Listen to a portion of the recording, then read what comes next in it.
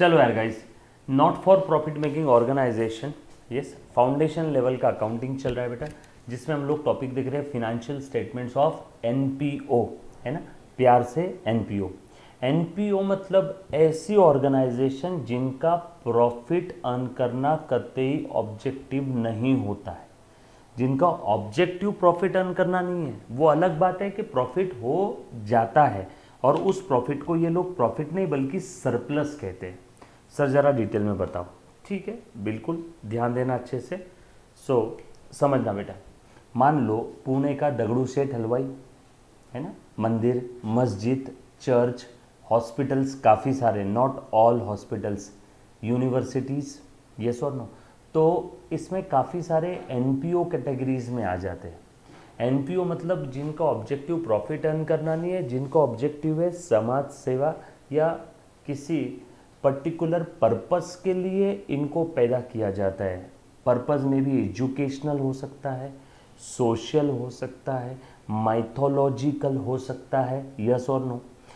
ऐसी ऑर्गेनाइजेशन जो किसी स्पेसिफिक पर्पस के लिए सेवा करने के उद्देश्य से फॉर्म हुई है और उसका ऑब्जेक्टिव प्रॉफिट अर्न करना बिल्कुल नहीं है, राइट, उस ऑर्गेनाइजेशन को हम लोग प्यार से एनपीओ बोलेंगे।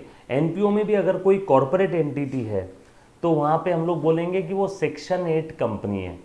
जैसे section 8 company basically not for making organisation होती है, not for profit making organisation, जिनको ऑब्जेक्टिव प्रॉफिट अर्न करना नहीं होता है, राइट।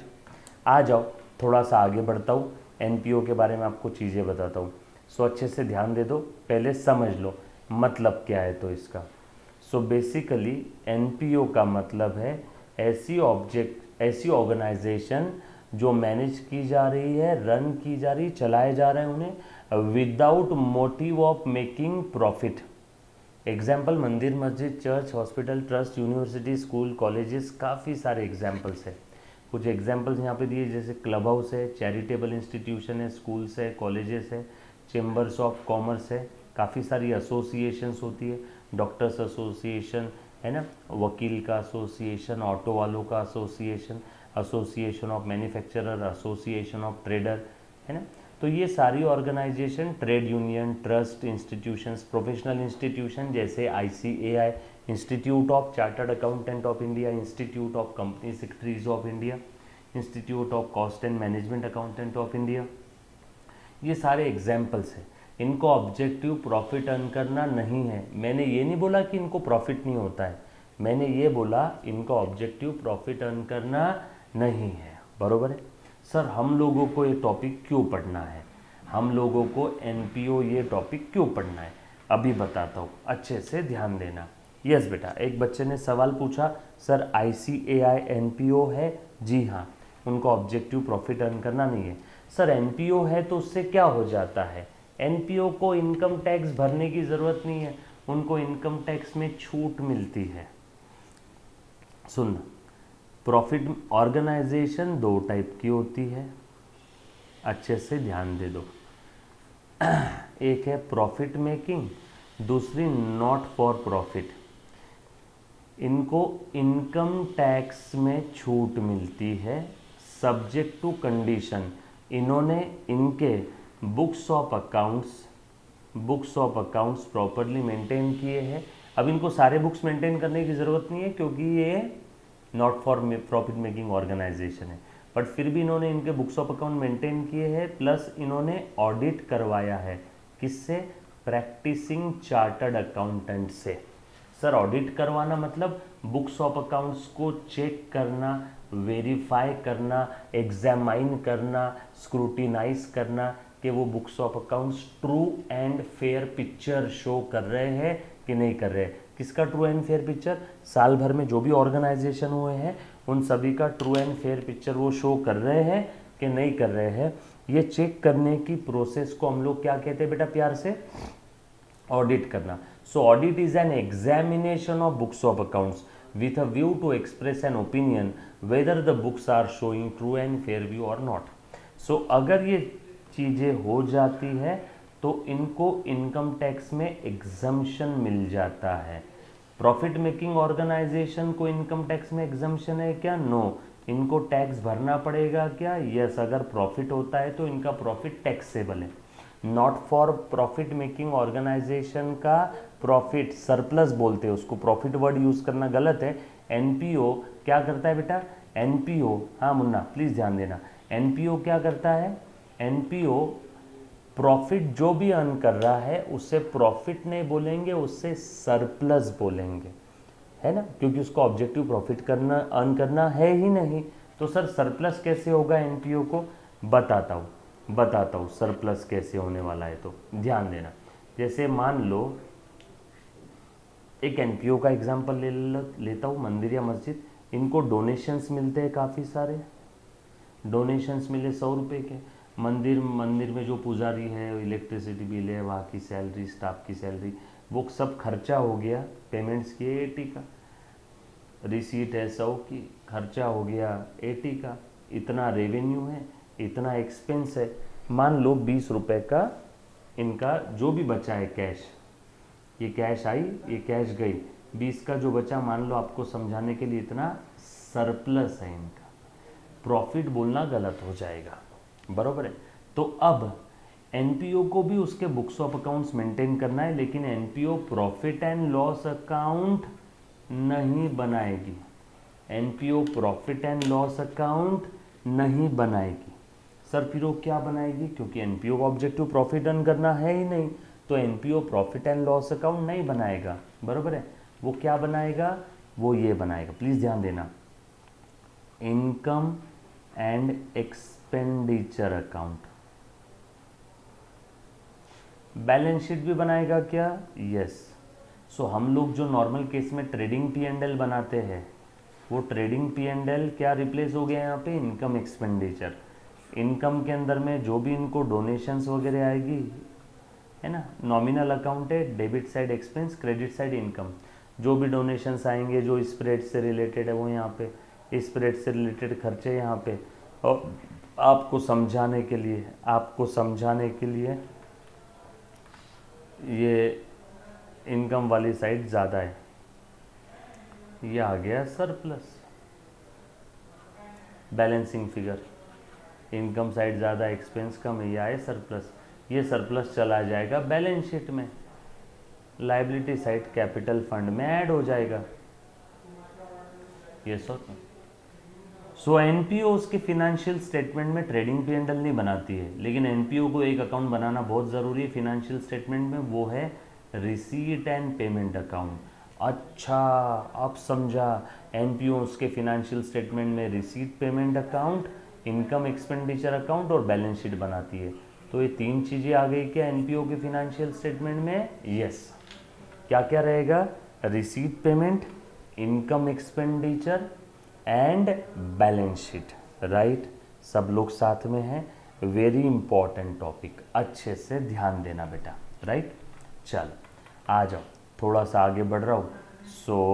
हाँ, ये देखो, ये एनपीओ के फिनेंशियल स्टेटमेंट में, फिनेंशियल स्टेटमेंट और final statement of account, receipt payment account, income expenditure, balance sheet.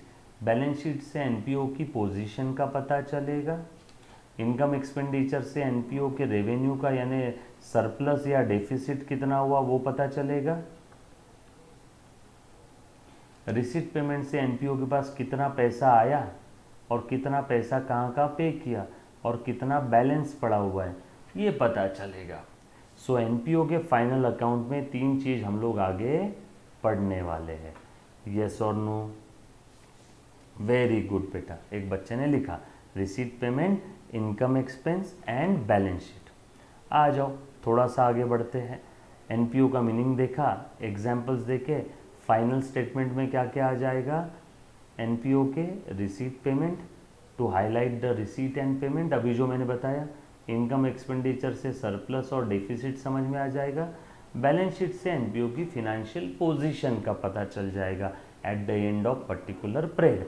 अब इस पूरे टॉपिक में ये ही चीज़ें हम लोगों को पढ़ना है, receipt payment, income expenditure and balance sheet, receipt payment, income expenditure and balance sheet, ये ही 3 चीज़ें हम लोगों को पूरे टॉपिक में पढ़ना है, यस और नो, क्लियर, पक्की बात, आ जाओ। सब अच्छे से ध्यान दो बेटा, आ जा मुन्ना, प्लीज़ ध्यान दे दे। सो एनपीओ हेडिंग दे दिया आप सभी ने। अब हम लोग यहाँ पे बना रहे final account of NPO. So final account लिखते जाना सारी चीज़ें ऑफ एनपीओ, ठीक है। फाइनल अकाउंट ऑफ एनपीओ में क्या क्या है बेटा, देखो तो ज़रा।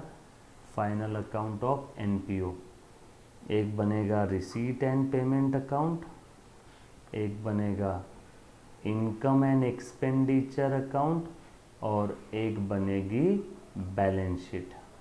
बरोबर है, ये रियल अकाउंट है, ये नॉमिनल है, और ये तो पोजीशनल स्टेटमेंट है, ये अकाउंट है ही नहीं। बैलेंस शीट दिख रहा है बेटा, कर्सर दिख रहा है सभी को स्क्रीन पे? कहाँ है अभी बताओ, कर्सर कहाँ है बेटा, स्क्रीन पे बताना, कर्सर कहाँ है अभी?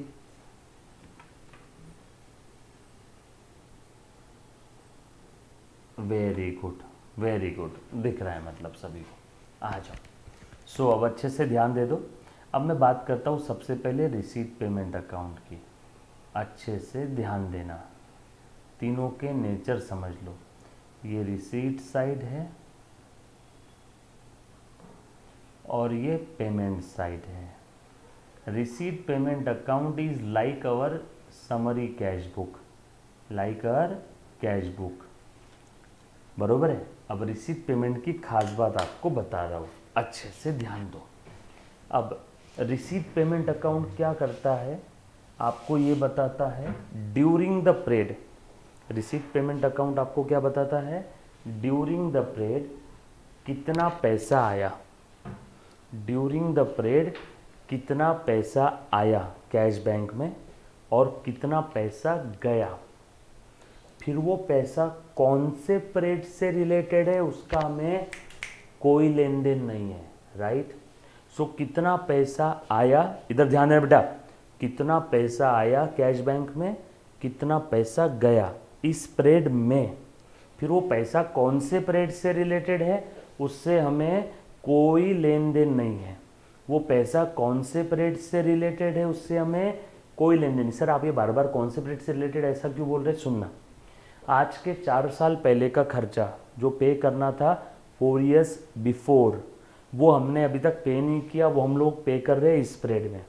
4 साल पहले का खर्चा जो पे करना चाहिए था वो पे नहीं किया, वो पे कर रहे हैं इस पीरियड में। तो बोलो प्लीज़ ध्यान देना, expenses was related to 4 years before, जो भी हमारा फिनेंशियल ईयर था, लेकिन पे किया इस पीरियड में, तो इस पीरियड के रिसीट पेमेंट में आ जाएगा। फिर वो भूतकाल से रिलेटेड हो, चाहे वर्तमान काल से रिलेटेड हो, चाहे भविष्य काल से। मेरे यहाँ पे एक स्टाफ है, उसने बोला सर मुझे अगले महीने की सैलरी एडवांस में चाहिए। मैंने बोला ओके ले ले। अब बताओ, वो फ्यूचर से रिलेटेड पेमेंट है लेकिन पे किया इस पीरियड में, तो इस पीरियड के रिसीट पेमेंट में आ जाएगा। सो रिसीट पेमेंट बोलता है irrespective of the period. Receipt payment कहता है irrespective of the period, revenue matching concept को चूल्हे में डालो। रेवेन्यू मैचिंग कॉन्सेप्ट क्या कहता है, अक्रूवल बेसिस पे अकाउंटिंग करते समय expenses of particular period should match with the revenue of same particular period, यानी इस पीरियड में इसी पीरियड का खर्चा आना चाहिए, इस पीरियड में इसी पीरियड की इनकम आनी चाहिए। फिर वो खर्चा पे किया हो चाहे ना पे किया हो, इनकम मिली हो चाहे ना मिली हो। मैंने किसी को उधारी में माल बेच दिया, वो पैसा देगा 1 साल बाद, लेकिन मैं सेल तो इसी पीरियड में दिखा देता हूँ ना, debtor account debit to sale. भले पैसा मुझे नहीं मिला इनकम का, बट इनकम दिख गई इस पीरियड में।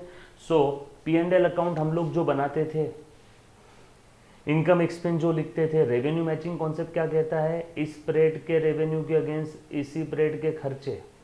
या पीरियोडिसिटी कॉन्सेप्ट क्या कहता है हमें, मैचिंग कॉन्सेप्ट क्या कहता है, इस पीरियड में इसी पीरियड के आइटम आने दो, यस और नो। लेकिन रिसीट पेमेंट रेवेन्यू मैचिंग को फॉलो नहीं करता, रिसीट पेमेंट अक्रूवल को फॉलो नहीं करता।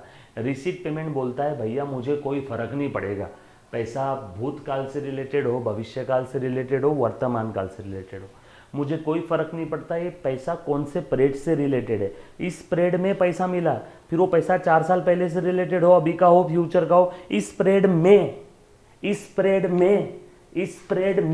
पैसा मिला ना, इस पीरियड के रिसीट पेमेंट में आ जाएगा। इस पीरियड में पेमेंट किया है तो स्प्रेड के रिसीट पेमेंट में आ जाएगा। क्लियर। सो रिसीट पेमेंट के रिसीट साइड में क्या आएगा, any receipt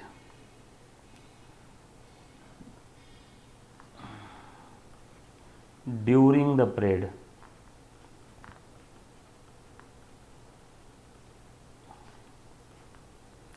related to any period.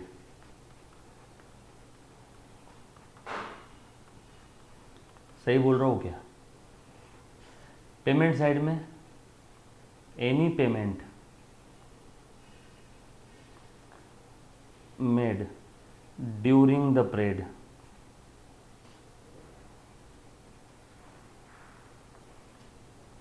which may be related to any period, फिर वो कोई भी पीरियड से रिलेटेड हो। ये बात समझ आई सभी को? इसमें किसी को दिक्कत है? So receipt payment is like our cash book,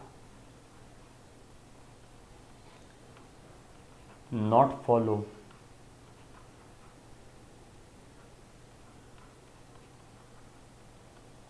accrual और रेवेन्यू मैचिंग कॉन्सेप्ट। सेम हमारे कैश बुक की तरह है। क्लियर। चलो आगे। उसके बाद मैं बात कर रहा हूँ इनकम एक्सपेंडिचर की। Income expenditure is like our profit and loss account, like our profit and loss account, follows accrual and revenue matching concept। Expense credit side में इनकम नॉमिनल है।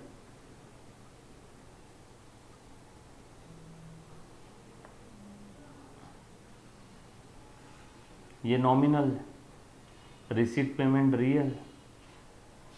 चल ध्यान देना, कैश है तो रियल, बैंक है तो पर्सनल। ठीक है, आ जाओ। सो अब ध्यान देना, यहां पे expenses related to current period, related to current period only whether paid or not।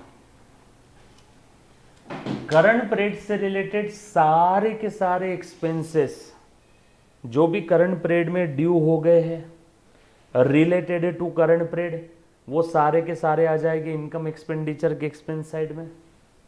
Weather paid और नॉट, फिर वो एक्सपेंसेस का पेमेंट किया हो चाहे ना किया हो। इनकम साइड में कौन सी इनकम आ जाएगी? Income related to current period only whether actually received और not, whether actually received or not। Clear है? ये बात समझ आई सभी को? So income expenditure is like profit and loss account, receipt payment is like your cash book. Receipt payment कहता है मुझे पीरियड से कोई लेन देन नहीं है, इस पीरियड में पैसा आया इस पीरियड के रिसीट में आ जाएगा, इस पीरियड में पैसा गया इस पीरियड के पेमेंट साइड में आ जाएगा। इनकम एक्सपेंडिचर बोलता है मुझे रिसीट पेमेंट से कोई लेन देन नहीं है, इस पीरियड से रिलेटेड, इस पीरियड से रिलेटेड इनकम। देखो रिलेटेड वर्ड को मैं अंडरलाइन कर रहा हूं, वेदर पेड और नॉट, वेदर रिसीव्ड और नॉट। यहां पे क्या बोलता है? इस पीरियड में जो मिला, इस पीरियड में जो पे किया, whether related to any period. ये रिलेटेड को इज्जत नहीं देता और ये रिसीट पेड को इज्जत नहीं देता। इनकम एक्सपेंडिचर और रिसीट एंड पेमेंट अकाउंट समझ में आया? इसमें किसी बच्चे को कोई डाउट है? सबसे ज़्यादा इंपॉर्टेंट ये दोनों चीज़ें बेटा। सो इनकम एक्सपेंडिचर कहता है income related to current period whether received और नॉट, एक्चुअली मिलो चाहे ना मिलो, करंट पीरियड से रिलेटेड है। फिर भले मिलो चाहे ना मिलो। Expenses related to current period whether paid और नॉट, वो इनकम एक्सपेंडिचर में आ जाएंगे। और रिसीट पेमेंट बोलता है कि इस पीरियड में जो भी पैसा मिला, फिर वो कोई भी पीरियड से रिलेटेड हो, 4 साल पहले का कोई तो पैसा आना बाकी था, वो अभी आया, 4 साल पहले की इनकम थी अभी आई, इस पीरियड के रिसीट पेमेंट में आ जाएगी। क्लियर? चलो आगे। उसके बाद अच्छे से ध्यान देना बेटा, आ जाओ। बैलेंस शीट रेगुलर जैसी हमारी बैलेंस शीट है वैसी है, बैलेंस शीट में कोई चेंजेस नहीं है। बैलेंस शीट हमारी जैसी हम लोग रेगुलर आज तक फाइनल अकाउंट टॉपिक में बनाए वैसी बनेगी। इधर असेट, इधर सारी लाइबिलिटीज और यहाँ पे कैपिटल फंड्स, है ना।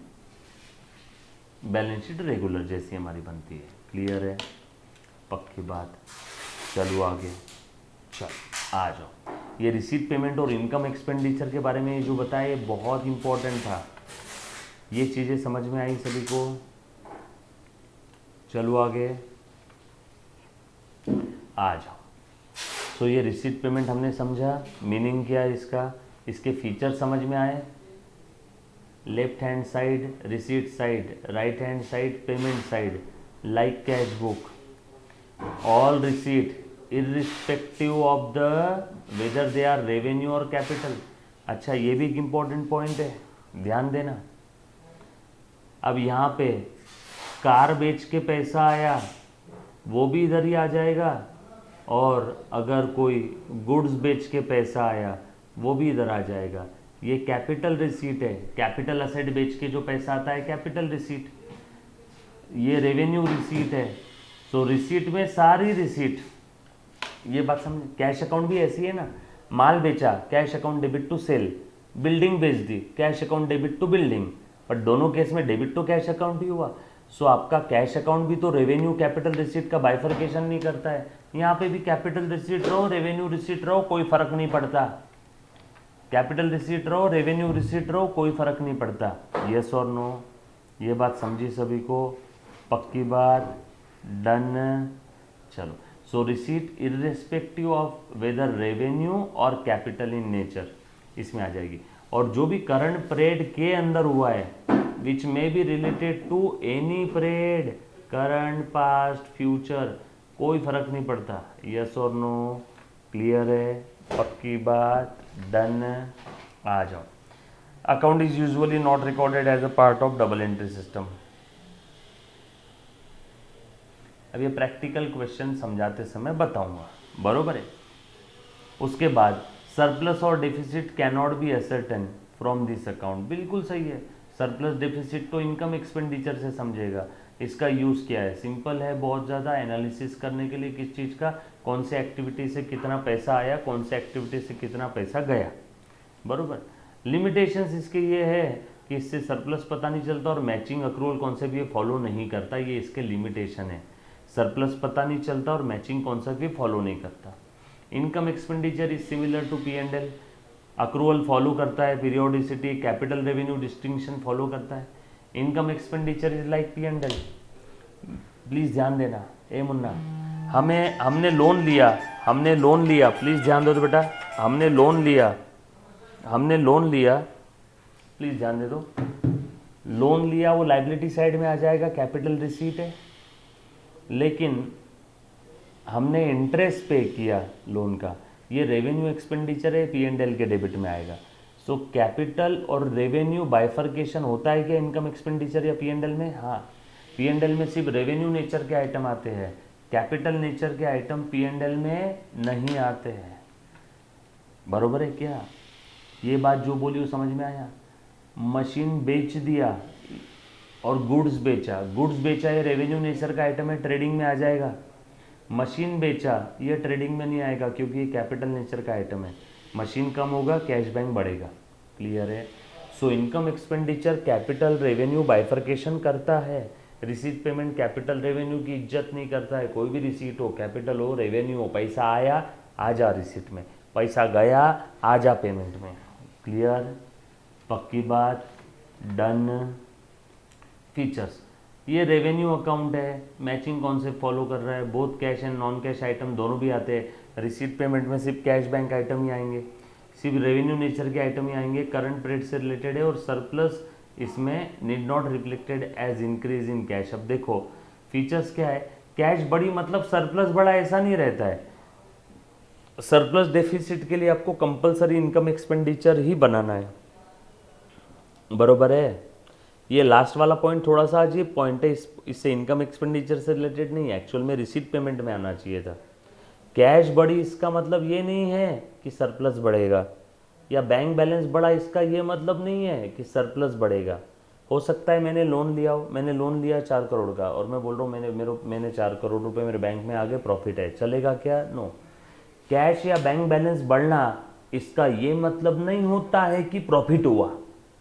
ये यहाँ पे अंग्रेजी भाषा में लिखा हुआ है, surplus need not be reflected as increase in cash. Cash बढ़ी इसका मतलब ये नहीं कि सरप्लस है। सरप्लस डेफिसिट हमें कहाँ से समझेगा? इनकम एक्सपेंडिचर अकाउंट से। यहाँ तक किसी भी बच्चे को किसी भी प्रकार का डाउट है तो पहले पूछो, any student any kind of doubt. Clear? पक्की बात। चलो आगे। ये थ्योरी के पॉइंट भी इसलिए बता रहा हूँ, एग्जाम में थ्योरी क्वेश्चन भी आ सकते हैं। अब इनकम के आइटम्स कौन कौन से इनकम एक्सपेंडिचर में आते हैं? मेरा आप सबका फेवरेट सब्सक्रिप्शन। अब ये एनपीओ के लिए मंदिर, मस्जिद, चर्च, क्लब हाउस, इनके मेंबर्स होते हैं, क्लब हाउस के मेंबर्स हैं। मेंबर्स हर साल उस एनपीओ को मेंबरशिप फीस यानी सब्सक्रिप्शन देते हैं। तो सब्सक्रिप्शन ये मेंबर्स के लिए खर्चा है, सब्सक्रिप्शन ये मेंबर के लिए खर्चा है, लेकिन एनपीओ के लिए इनकम है। सही बोल रहा हूँ ना? सो सब्सक्रिप्शन सब्जेक्ट टू एडजस्टमेंट। अब ये सब्जेक्ट टू एडजस्टमेंट क्या है? सबसे इंपॉर्टेंट, सबसे ज़्यादा डर लगता है बच्चों को सब्सक्रिप्शन की एडजस्टमेंट से, जो कि बहुत आसान है। ये हम लोग देखेंगे प्रैक्टिकल क्वेश्चन में, यहाँ पे एडजस्टमेंट नहीं बता पाऊंगा। सिर्फ इतना ध्यान रखना, सब्सक्रिप्शन एनपीओ के लिए इनकम है, बरोबर है। करंट ईयर से रिलेटेड सब्सक्रिप्शन जो भी इनकम है वो करंट ईयर के इनकम एक्सपेंडिचर के इनकम साइड में आ जाएगी। रेवेन्यू डोनेशन, मान लो कहीं तो मंदिर या मस्जिद बन रही थी या चर्च बन रहा था, मैं वहाँ पे गया, मैंने उनको डोनेशन दे दिया, बरोबर है। कोई पर्पस स्पेसिफाई नहीं किया, जनरल पर्पस के लिए है, general purpose, revenue purpose for meeting revenue expenditure. तो वो डोनेशन जो रहेगा वो एनपीओ के लिए, उस एनपीओ के लिए रेवेन्यू रिसीट है। मैंने स्पेसिफिक पर्पस के लिए डोनेशन दिया, बड़ा अमाउंट है, स्पेसिफिक पर्पस के लिए है, मटेरियल है, तो वो रहेगा उनका कैपिटल रिसीट।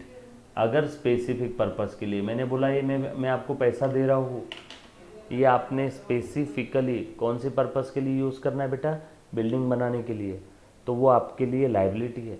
जैसे आपको आपके पापा ने दिए 5,000, बोला जाके मार्केट से सामान लेके आओ, वो 5,000 आपका रेवेन्यू रिसीट नहीं है, वो आपकी कैपिटल रिसीट है, आपकी जिम्मेदारी है आपको मार्केट में जाके उसी पर्पस के लिए वो 5,000 खर्चा करना है। आप आपके और कोई दूसरे पर्पस के लिए उसे खर्चा नहीं कर सकते हो। सो जब भी स्पेसिफिक पर्पस के लिए रिसीट मिलती है, जनरली वो कैपिटल रिसीट होती है। और रेवेन्यू नेचर के रिसीट अगर है, रेवेन्यू एक्सपेंडिचर को मीट करने के लिए, रेवेन्यू एक्सपेंडिचर के पेमेंट के लिए पैसा मिल रहा है, रेवेन्यू डोनेशन है। इसके ऊपर डिटेल में और चर्चा करेंगे, बरोबर? यस, आ जाओ बेटा। हाँ बिल्कुल भगाएंगे बेटा हम डर को। मेंबरशिप फीस, एंट्रेंस फीस सब रेवेन्यू नेचर के आइटम है। हम लोग यही देख रहे हैं ना, income item. Income from investment, revenue grant, सरकार से काफ़ी बार रेवेन्यू ग्रांट मिलती है ऑपरेटिंग एक्सपेंसेस को चलाने के लिए, ऑपरेटिंग एक्सपेंसेस पे करने के लिए सरकार ने पैसा दिया, रेवेन्यू नेचर की रिसीट है। Net income from special activity, जैसे एनपीओ ने खाना बना के बेचा है, तो खाना बनाने का खर्चा 100 रुपये, खाना बना के बेचा है 120 में, तो स्पेशल एक्टिविटी क्या है? खाना, इससे नेट रिसीट कितना हुआ? 20, तो ये भी रेवेन्यू आइटम है। बेचा 120 में, बनाने का खर्चा 100 रुपये, सेल किया 120 में।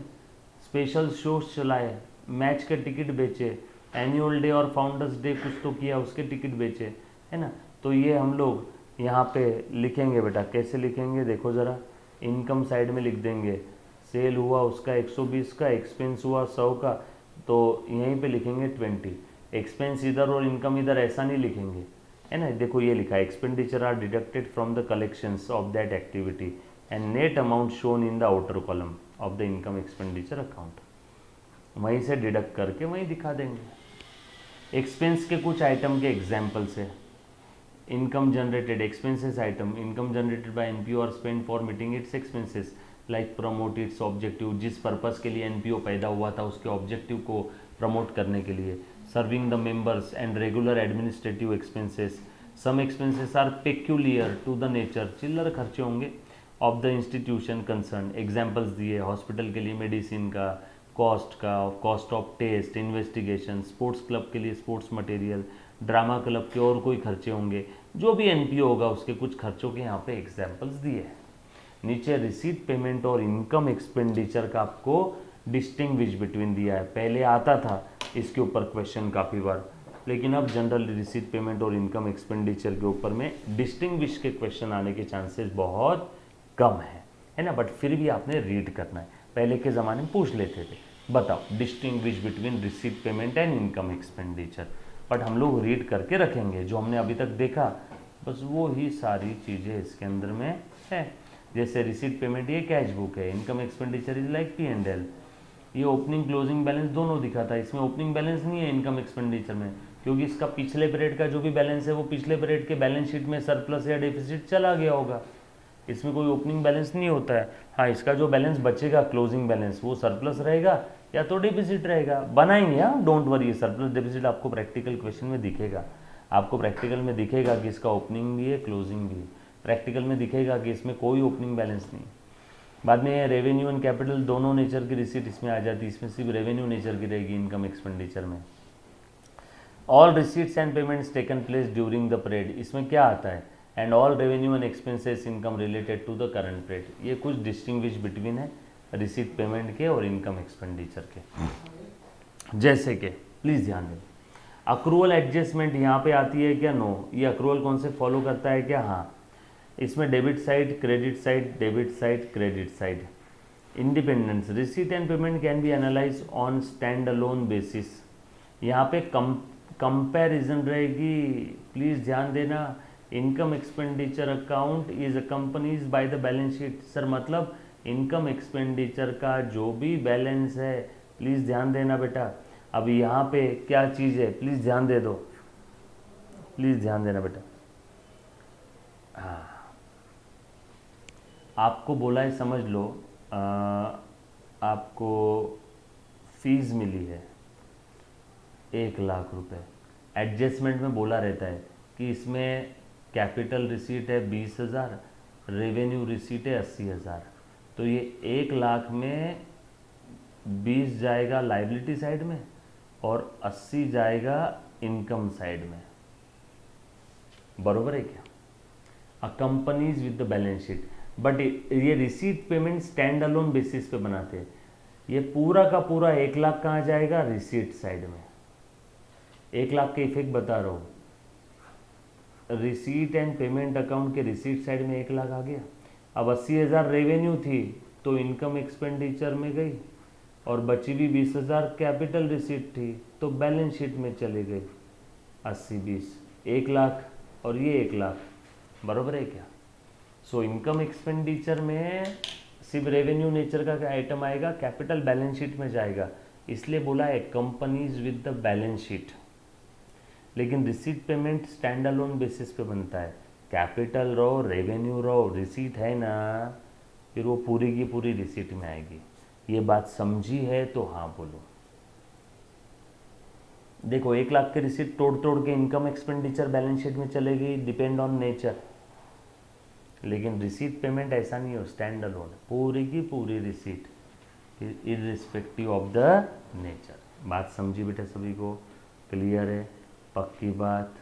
चलो उसके बाद आगे बढ़ते हैं।